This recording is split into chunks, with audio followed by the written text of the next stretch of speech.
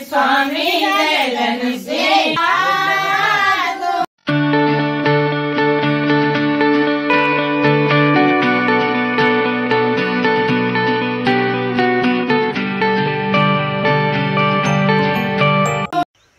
Hey guys, good morning. Welcome to my new vlog. मैं प्रशांत रखता हूँ सबको शांत। यार से लोग मुझे कहते हैं बउआ भाई का आप सभी को फिर से राम राम। कैसे हैं आप सब? आई होप जो आप लोग अच्छे होंगे, खुश होंगे और स्वस्थ होंगे। फ़िलहाल नहा धो के हो चुका हूँ रेडी। आज बहुत जल्दी हो चुका हूँ, 9 बज चुका है, क्योंकि भूख लगा हुआ था बहुत ज़्यादा। कल फास्ट था, तो सबसे पहले नाश्ता बना चुका हूँ। सबसे पहले नाश्ता कर लेते। वैसे ब्लॉग भी एडिट नहीं हुआ है, ब्लॉग एडिट करना है नाश्ता के बाद, फिर अपलोड करना है, उसके बाद फिर आगे कोई काम होगा। तो सबसे पहले करते हैं नाश्ता। देखिए क्या है आज का नाश्ता। यह है चना चूड़ा। कल पंचमी में गया था, वहीं से मिला ये चना। वैसे ये लेडीज़ों को दिया जाता है, लेकिन मैं भी ब्लॉग बनाने गया था, मैं भी शरीक था पूजा में भाई, तो मुझे भी मिला। करीब आधा किलो मिला है। 3-4 दिन तक खाते रहेंगे। अब बने रहिए ब्लॉग में। कल आपने देखा पंचमी की पूजा, तो आधी हुई थी। अब इंतज़ार किस बात की। देखिए आगे चल रही है पूजा, समाप्त कीजिए। सिंपी कर रही है पंचमी की पूजा। जहाँ से आपने ख़त्म किया था वहीं से अब शुरू कीजिए।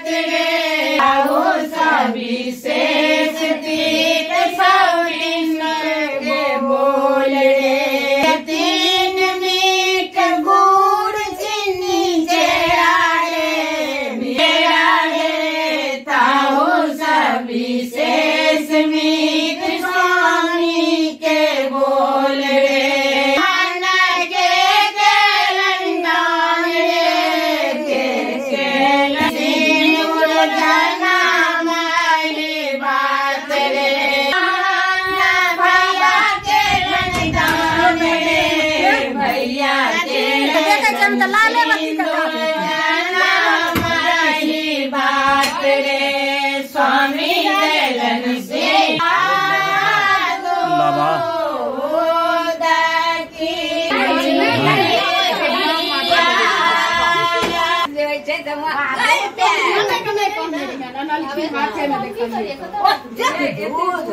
गिलास दूध से कनी के लोग दै छै। हां भाषा देते से क्या बाबा महादेव के चढ़ा दे तो की। हां महादेव के चढ़े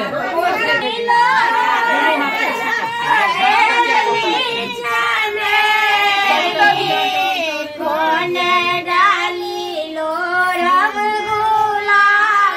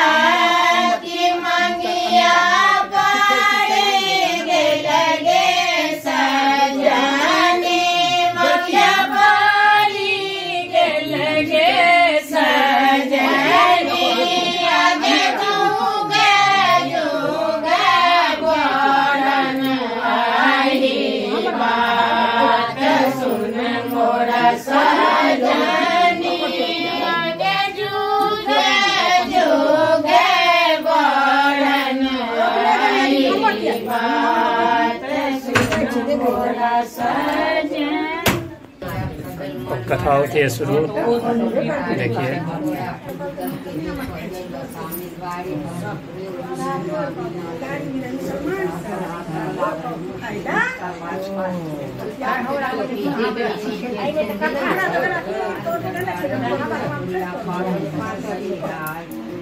नारी कावे वाड़ी सोने संखार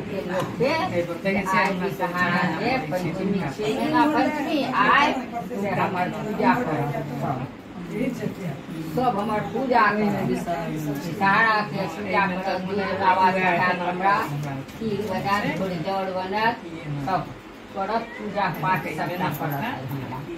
वो बूढ़ी अपन एली नहा सोना क सबके कहलखिन तऽ केओ कहलकै सब छियै ठीके छै करब आ केओ कहलकै जे झूठ छै बूढ़ी झूठे बजै छै केओ नहीं केलक अपन ई अपन जेकरा झूठपुर में अपन सहारा लिखलक कुम्भा बनेलक सब चीज अपन केलक आ जेकरा नहीं विश्वास है जे बुढ़िया झूठ बोलै छै तो वो नहीं केलक अपन किछो नहीं केलक वो सब अपन ध्यान रात में। ये हुआ तुम्भा, हर घर में रखा जाएगा, ये आज के दिन बनता है। पूजा हुआ समाप्त, अब जा रहे हैं भगवती का दर्शन करेंगे।